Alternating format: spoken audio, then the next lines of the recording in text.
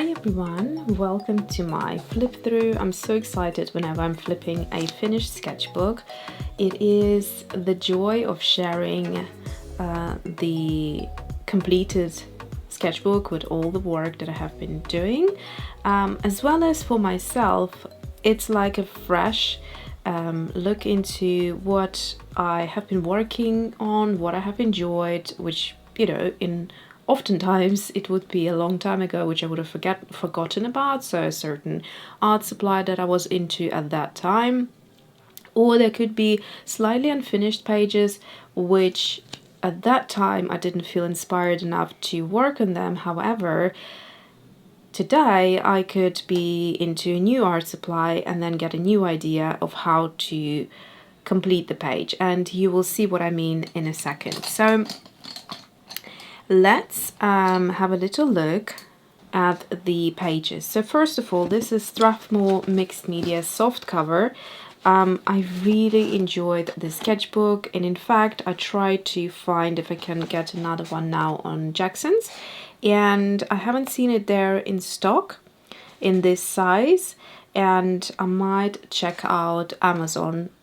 I don't remember what I actually bought this one on Amazon to begin with, but this is the Strathmore Mixed Media series 500 mixed media paper. Yeah, I'll try to put the information of the paper thickness here in the info bar for you to look, but let's start with the flip through. So just to tell you, if you are a neat freak like I am, you might be slightly bothered by this texture imprint, but to be honest with you, I learned how to let go of perfection. Let's face it, 2020 was a good year to do that. So yeah, I mean, you can see all these grooves and imprints and whatnot, and these came mostly from using clips or just putting my sketchbook somewhere. It's like faux leather sensation. I really like it. It's very, you know, flexible and comfortable. So I do love the sensation of a soft cover, but particularly this one. It just doesn't feel like a piece of paper. It has lovely flexibility to it. So, and I think you could actually do some work on the first pages as well. I just chose not to. So first page, I thought, what would be a better way of just doing some brush mark exercises, and I may have recorded this. I don't quite recall, but basically I think I ordered a couple of textural brushes and just did some fun play with it. And yeah, I mean, it's, you know, it's quite inspiring to see how the marks differ, and it's a good reference point where you just could go back to and try to figure out which brush it was that you used, and, you know, interpret it in maybe a new way in your art. Then I decided to do a bit of face illustrating, and this was the new Posca, I think, if I'm not mistaken, it's the skin set that I ordered. Let me just double check. So it's this set here, and let's find out what it's called. Yeah, Skin Tone set of 4, and these are the kind of chunkier nibs, the PC5M. So it gives you 1.8 to 2.5 millimeters thickness of a line. They're lovely, lovely colors, and I like the fact that they range, you know, through different skin tones. Since I have also been recommended the Molotov original paint markers, and I have really enjoyed these as well. I believe these are also skin tone. I'm pretty sure they had something to do. Yeah, there we go. Character set. So they're great colors, kind of similar to this, obviously, color range. You've got the darker colors, you've got the lighter colors, and the peachy colors, but there are more color options. There are obviously 6, and you get a pink. Also you get a lovely another dark tone. As you can see here, we have just one. Here you could use kind of half of them for darker skin tones, half of them for lighter skin tones. I think this peach is a bit too harsh. It's a lot harsher than the light orange from Posca for skin, but definitely great for blushes or whatever, and it's been really enjoyable little set. I also like the packaging and everything about it. It's quite neat. Okay, let's move on. So that was that play with the I think actually a combination of things. I also used the Pentel paint brushes, yeah, so for that kind of watercolor effect. Here I was working on skin texture, and I quite like using granulating watercolors, but as you can see, I didn't finish the hair, and that's exactly what I was saying before, that sometimes you never get to that point of, you know, finishing something just because you don't feel right about it, or you don't feel like disturbing something that you have created. However, now that time has moved on, I actually would love to use these acrylic gouache paints on the hair, and I think it would look really, really nice. But back then, obviously, I wasn't even kind of aware of that paint, and I didn't have them. So things change, and I didn't tell you, but it looks like I started this sketchbook on August 18th, 2020. So about a year ago, and it's a good time for me to finish a sketchbook, keeping in mind that I work in a number of different sketchbooks, so it does take me longer. I don't put all of my work just into one, so it kind of prolongs the longevity of a sketchbook for me. And yeah, I enjoy it that way. But I have a sketchbook for experimental kind of swatching type of thing, and blending and new art supplies. I have one which I do just monthly favorites and Jackson's Haul. I have one which is only swatches of products, and I think I might have, yeah, I have another botanical one. I have one which is a thinner paper, which is fantastic for pencils. I have Tamoyo River, so I've got quite a few on the go. And actually, speaking of which, a few of those, I think 2 maybe or 3, are coming to an end as well. So you will get another couple of flip throughs soon. This is a fun page here. I really enjoy it. I have played with some shimmering colors here, and there is a tutorial. These were my own handmade watercolors, and they were the second palette, so I think it's the earth tones, and some play on that, so lovely mixes. So that one made beautiful different skin tones. And then here I just kind of did a bit of a mixed media piece, and I really enjoyed that. There is a tutorial on this, there's a tutorial on that, and again using mixed media. This paper is fantastic, whether you just want to work in watercolor or mixed media. I like the thickness of the paper. It doesn't stay straight, like super straight. It buckles, but I find the buckling quite nice. It's not a true buckle. You know, the paper still can be considered flat for what it is, because you are using quite a lot of different mediums and a fair amount of water. It takes really well. So for the thickness of this paper, I think it's fantastic, and pretty much everything looks great. Oh, one thing I forgot to show you is the way I tend to do, or particularly done with this sketchbook, is I also started at the back first.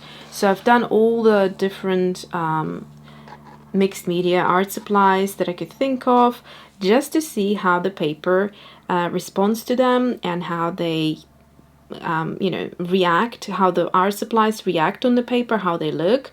And yeah, I really thought that was quite useful. And then I carried on going kind of backwards with other supplies. Again, you can see the colors are popping, everything looks beautiful.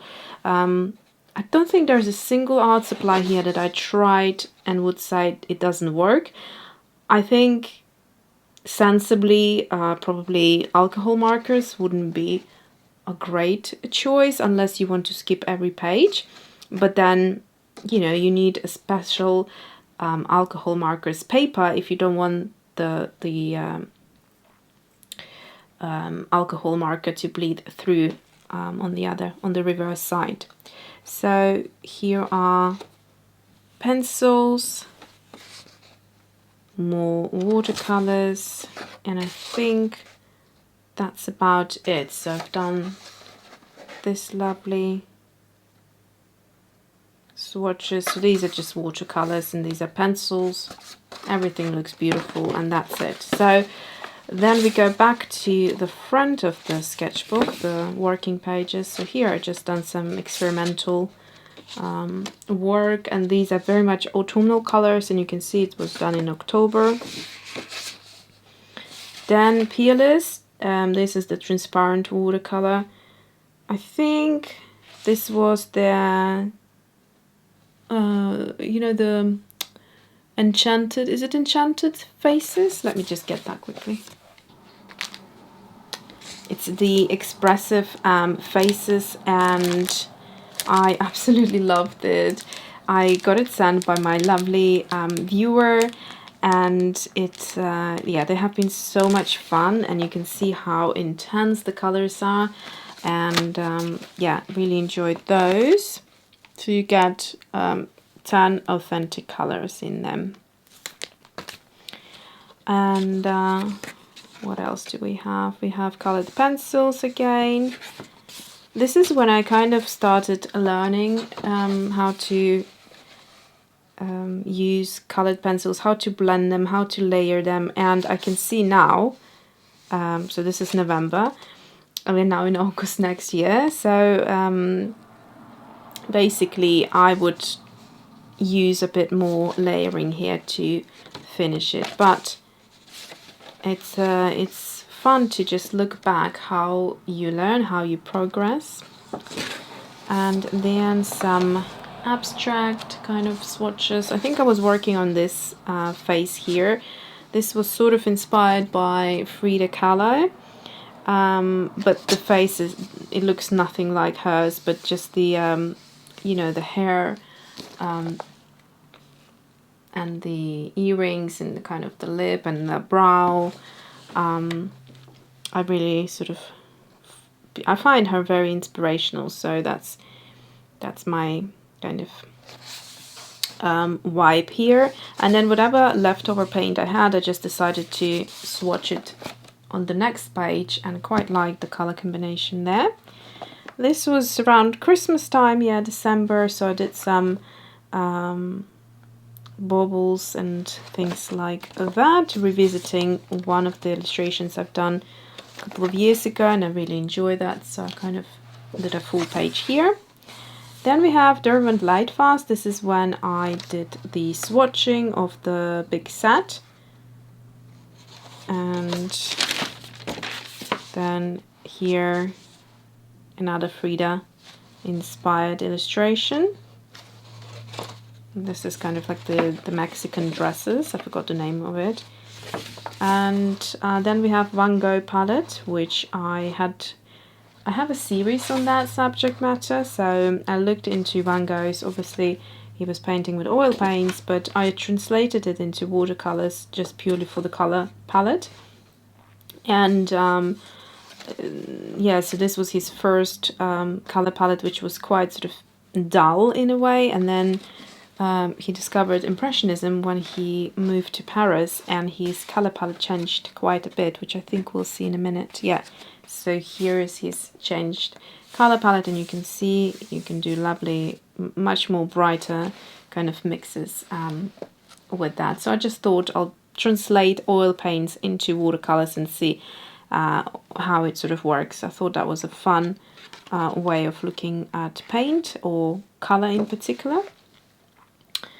This is an illustration I did using pencils and watercolor, so a bit of a mixed media piece. And then here we have, oh yes, so here I've used the Molotov, I believe, this pink color, which looks really beautiful, as a base. And on top of it, because it creates a very rough, so when you touch the paper it's nice and smooth, and here it's like sandpaper almost. So on top of that, I felt that the pencils, both Holbein, Derwent Lightfast, and I think even Caran d'Ache, if I'm not mistaken. No, Caran d'Ache is not, I don't think I went into Caran d'Ache just yet. So these are the Derwent, what are they called? Drawing pencils, and Lightfast as well as Holbein. So them three type of pencils, they blended so beautifully and gripped onto that. I should do it more often actually. See, that's the useful exercise of a flip through. So yeah, it looks a lot deeper than all the other sketching that I've done. Here I did on something else. This was actually the acrylic ink, I think FW. And although it looked nice as a base tone, but texture-wise I prefer this a lot more. It kind of looks like a wooden carved doll. It has a very realistic texture to it, so I really like that. Okay,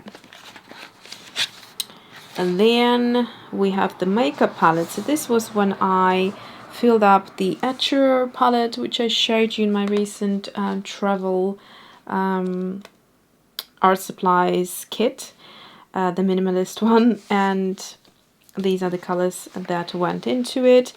I really love the colors. They're beautiful for lip, and they're like makeup colors, you know, when you think about oh, look at this, Mission Gold, Violet Red. It has done some very interesting separation here.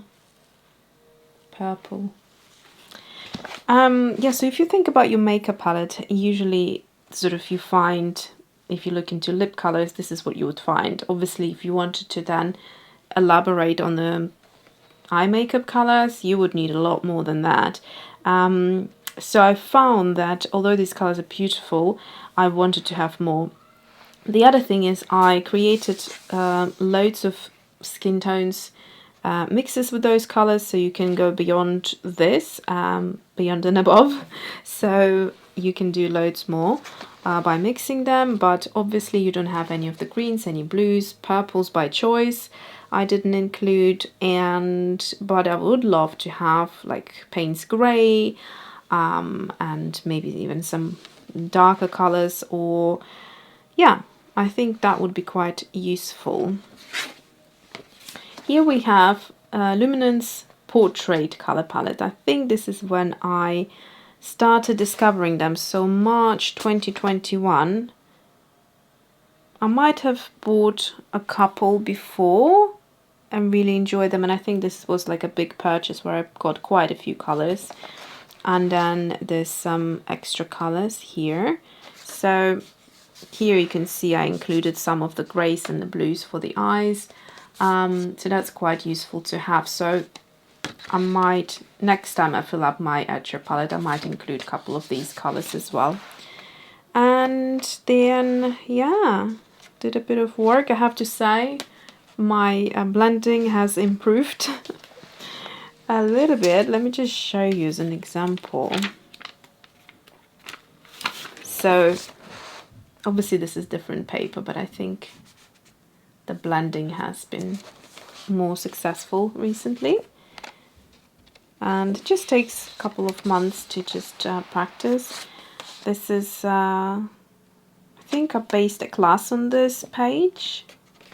There is a an Expressive Faces small, it's like a mini class on my online school, Alyona Creates on Teachable. I'll try to link it up, the video, the promo video, somewhere up here, the launch video.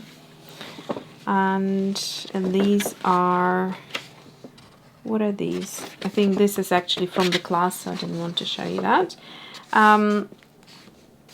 These were just, Oh yeah, so I had an idea of doing a botanical kind of mini series, and I did do it this summer, but these were just the ideas of fragments of flowers and plants.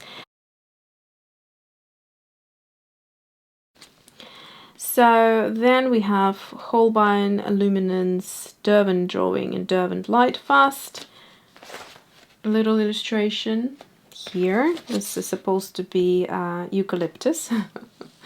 It looks more like a money tree or something. Anyway, here are my latest tropical palette watercolors.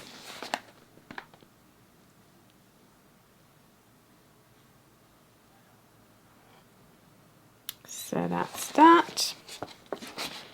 Probably someone will be asking about the tropical palette restock. I was planning to do one in end of September, but I haven't been able to locate two of the pigments that I'm out of, and so that will all depend when I can find those pigments, but I will update you regardless when the next